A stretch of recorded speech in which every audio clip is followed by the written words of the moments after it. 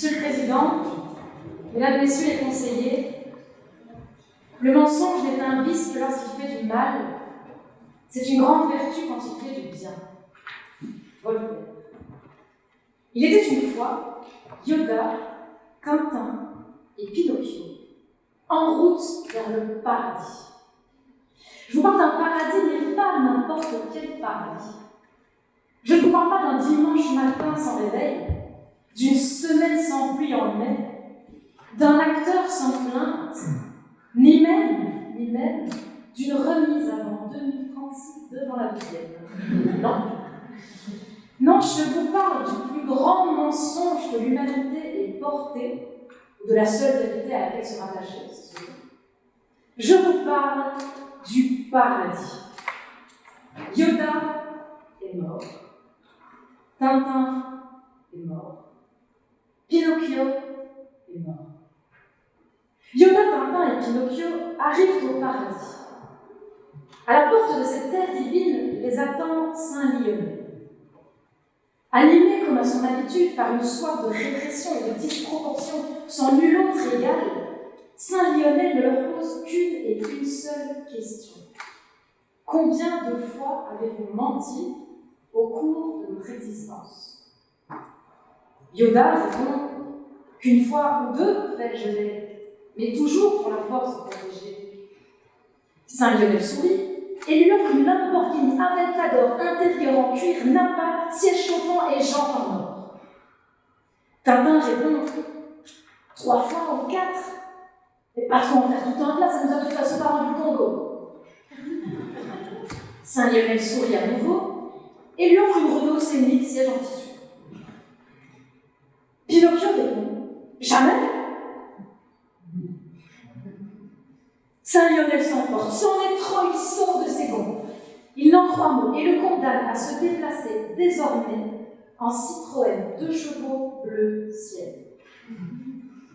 Sous le couvert du luxe d'avoir appartenu jadis à une ancienne juge d'instruction, la 2 chevaux est aujourd'hui non assurée et non en ordre de contrôle technique. Nos 3 nouvelles étoiles repartent ainsi, pour l'un plus bredouille que les autres, dans les véhicules qui leur ont été attribués, selon Saint Lionel, en fonction de leur limite. Yoda file à toute allure, Tintin le suit de près, Pinocchio peine à démarrer la 2 chevaux. Plus tard, il finit pourtant par les apercevoir au loin, à l'approche d'une intersection céleste où se croisent dans un éclat divin les routes et où chacun des voyageurs des cieux dispose d'un temps proche de l'éternité pour songer, pour converser, pour échanger. Le carrefour, Monseigneur Léonard. À l'arrêt depuis 2 années-lumière, Yoda et Tintin finissent par regarder autour d'eux et réalisent que Pinocchio n'a pas hérité tout à fait du même bolide. Tintin se moque délibérément du véhicule de Pinocchio. J'aurais au moins voulu voir un Italien rouler en Fiat. Pinocchio ne se laisse pas faire. Il se vexe et lui rétorque je viens de croiser ton ministre de la Justice en trottinette. Requinqué par cet excès de rhétorique, Pinocchio n'en demeure pas moins coincé dans un sentiment d'injustice immense. Pinocchio n'est pas né à la mer, et à quelques kilomètres au compteur. Pinocchio comprend que ce jugement lui octroyant un véhicule en ordre de rien est en réalité une manière sournoise pour Saint Lionel de conserver son assise et les allées et venues au sein de son temple. Pinocchio comprend que Saint Lionel l'a envoyé tout droit vers les abysses de l'enfer, sa 27e chambre du tribunal de police.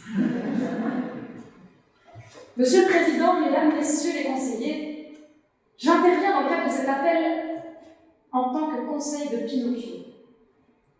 J'ai rencontré mon client à peu près de la même manière que vous tous. Il m'a été présenté dès mon plus jeune âge parce que mes parents voulaient m'inculquer qu'il ne fallait pas mentir. Et pourtant, il a menti. Et pourtant, il a menti, et peut-être que je le sais. Peut-être que je sais que mon client ment. Peut-être qu'il sait que je sais qu'il ment. Et peut-être même que vous, Monsieur le Président, Mesdames, Messieurs les conseillers, vous savez qu'il ment. Et je le sais. Peut-être même qu'il sait que je sais que vous savez que je sais qu'il ment. S'il n'y a pas une part de vous qui ment, Mon client doit être jugé sur le mensonge et mon client est un menteur. Ça pourrait s'arrêter là. Les préventions sont fondées, on ne les pas. Et la peine prononcée doit impérativement être réformée. Est-il juste et digne d'un ciel de droit d'être envoyé tout droit en enfer pour finalement ne même pas avoir commis un péché capital? Parce que non, Monsieur le Président, Mesdames, Messieurs les conseillers, le mensonge n'appartient pas aux 7 péchés capitaux. Et ça fait sens. Qui dans cette salle n'a jamais aimé y croire? Saint-Nicolas, le Père Noël, la petite souris, le programme des De Gaulle. Qui dans cette salle peut se vanter de ne jamais s'être rendu coupable d'un petit mensonge blanc? Je quitte dans 5 minutes. Je t'assure, t'as pas aussi. Ta polo VG est vraiment délicieuse, c'est presque meilleur sans viande, dit. Qui? Ces petites distorsions de la vérité, elles vous semblent d'emblée innocentes. Mais elles ne sont pas sans importance. Ce sont en réalité des coussins en plume d'oie qui amortissent les chocs du quotidien. Et ça, c'est le garant de l'harmonie des relations humaines. Qui dans cette salle ne s'est jamais laissé aller à rêver en songeant aux récits héroïques et aux mythes fondateurs qui ont transformé par le biais d'un mensonge d'ordinaires individus en légendes immortelles? Napoléon Bonaparte, est-ce qu'il aurait eu le même impact s'il avait été peint traversant les Alpes dans une charrette grinçante et pleine de crottin? L'Empire romain, est-ce qu'il aurait été autant unifié et empreint d'une telle identité sans la légende et la force de cette légende, celle de Romulus et Rémus, ces deux frères régnés par une louve? Nous amplifions et nous magnifions la grandeur humaine pour nous rappeler que l'histoire aussi est faite de rêves. Parce que notre désir fondamental, Monsieur le Président, Mesdames, Messieurs les conseillers, est autant celui de transcender la réalité que celui de nous surpasser. Qui dans cette salle, mes chers confrères, ne s'est jamais improvisé chef d'orchestre pour manier avec brio l'art de la réinterprétation? Nous sommes les artistes de la vérité reliée, les sculpteurs de faits à notre convenance. Et nous sommes en cela, nous, les garants de l'individualité de la défense, de la mise en perspective et de l'équité. Ne nous regardez pas de haut, Monsieur le Président, Mesdames, Messieurs les conseillers, parce que vous aussi, vous excellez dans cette discipline.